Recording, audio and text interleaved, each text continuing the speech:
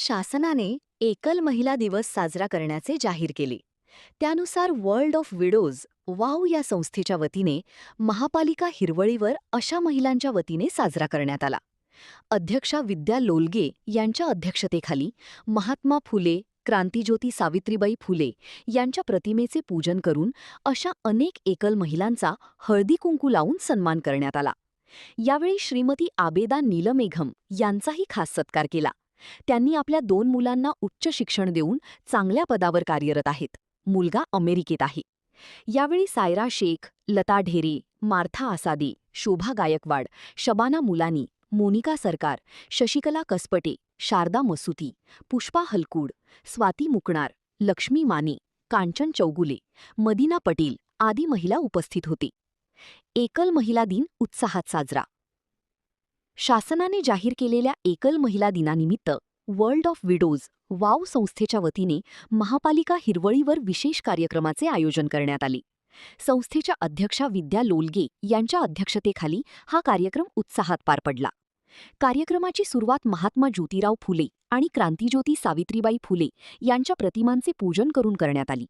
त्यानंतर विविध क्षेत्रांत संघर्षमय जीवन जगत आत्मविश्वासाने पुढे वाटचाल करणाऱ्या अनेक एकल महिलांचा हळदी कुंकू लावून व सन्मानचिन्ह देऊन गौरव करण्यात आला. आज आंतरराष्ट्रीय विधवा महिला दिन आहे आणि आपल्या महाराष्ट्र शासनाने आज परिपत्रक काढून सर्व सरकारी कर्मचाऱ्यांना, सर्व सरकारी कार्यालयांना आदेश दिलेले आहेत की इथून पुढे विधवा हा शब्द न वापरता एकल महिला असा शब्द वापरण्यात यावा.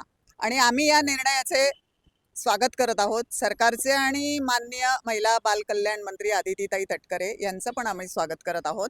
त्यांनी लिहिलेलं आहे परिपत्रकात की महात्मा ज्योतिबा फुले यांचा फोटोला हार घालावा, पण आम्ही सगळ्या सावित्रीच्या लेकी आहोत म्हणून आज आम्ही सावित्रीबाईंच्या फोटोला पण हार घातला महात्मा फुलेंसोबत. आणि आमची वाव ही संघटना आहे. वाव म्हणजेच वर्ल्ड ऑफ विडोज, म्हणजे विधवा महिलांचं जग कसं आहे, त्यांचं जीवन कसं आहे, ह्या संघटनेमार्फत आम्ही अभ्यास करतो, त्यांना रोजगार देण्याचं काम करतो, त्यांना आम्ही समाजात एक ताठ मानेने जगता यावं यासाठी पूर्ण प्रयत्न करत असतो. आणि आम्ही 2 वर्षापासून शासनाकडे मागणी करत आहोत की विधवा हा वर्ड जो आहे तो थोडासा त्यांच्या वैधव्याला खुपणारा वर्ड आहे आणि त्याच्यासाठी त्यांना सन्मानाने जगता यावं म्हणून ॲक्च्युली आम्ही स्वयंसिद्धा हा वर्ड द्यावा म्हणून आम्ही मागणी केलेली होती. पण उशिरा का होईना शासनाने एकल हा वर्ड दिलेला आहे. पण एकलपेक्षाही जर स्वयंसिद्धा म्हटलं असतं, कारण या महिला पतीच्या निधनानंतर अक्षरशः एकाकी पडलेल्या असतात आणि लहान मुलाची जबाबदारी, त्यांचं शिक्षण असतं, कुटुंबाची जबाबदारी, स्वतःच्या आरोग्याची जबाबदारी, तर बँकेचे हप्ते असतात. बऱ्याच कठीण प्रसंगातून एकट्या सामोऱ्या जाऊन स्वतःला सिद्ध करतात आणि अशा सिद्ध केलेल्या आज एका महिलेचं अबिदा मॅडमचा आम्ही आज सत्कार पण केलेला आहे. त्यांनी पण अशाच परिस्थितीत जाऊन आपल्या मुलांना शिकवून, एक मुलगा आज फॉरेनला शिकत आहे, एक मुलगी बँगलोरच्या IT कंपनीमध्ये मोठ्या पॅकेजवरती कामाला लागलेली आहे. तर अशा महिलांना प्रोत्साहन देणं हे वाव संघटनेचं काम आहे. सगळ्यात सगळ्यात महत्त्वाचं म्हणजे नवरा गेल्यानंतर तिचा हळद कुंकूचा हक्क जो आहे तो हिरावला जातो समाजाकडून. आणि आजपासून शासन जेव्हा 2 पावलं पुढे आलेलं आहे की एकल शब्द लावायला शासनाने सुरुवात केली, तर वाव संघटना आजपासून 4 पावलं पुढे आलेली आहे आणि आम्ही सगळ्या महिलांना आज हळद कुंकू, सगळ्या विधवा महिलांना आजपासून आम्ही हळद कुंकू लावण्यासाठी हळद कुंकूचा कार्यक्रम पण इथे केलेला आहे. त्यांना सन्मानाने आम्ही कुंकू लावलेला आहे.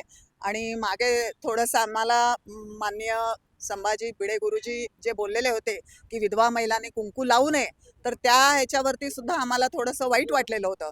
कुंकू आम्ही काय हाऊस म्हणून मंगळसूत्र घालत नाही, हाऊस म्हणून कुंकू लावत नाही. तर प्रत्येक महिलेला वाटतं की आपला महिला सपोर्ट, आपला नवरा गेलेला नाही आहे, सपोर्टसाठी आपल्या सोबत आहे.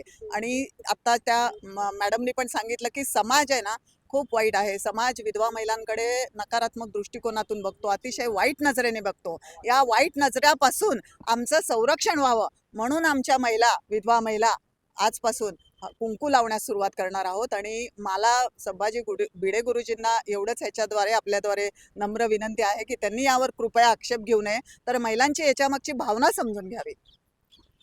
विधवा पुनर्विवाह म्हणून एक संकल्पना आहे, त्यासाठी तुम्ही काय केलं? आम्ही निश्चित ह्याच्यासाठी पुढे काम करणारच आहोत. आमची संघटना 2 वर्ष झालेली आहेत. आत्ता आम्ही फक्त रोजगारावरती भर दिलेला आहे, कारण की आम्हाला पहिले स्वावलंबी करायचं आहे आणि पुन्हा असं होऊ नये आगेतून उठून फुफाट्यात पडलंय. म्हणून स्वतः जोपर्यंत स्वावलंबी होत नाही तोपर्यंत आम्ही पुनर्विवाहाचा विचार कोणीही करणार नाही आहे. त्याच्यामुळे आम्ही तो पण पुढच्या दृष्टिकोनातून विचार करणार आहोत आम्ही. ऑडिओ जंगल.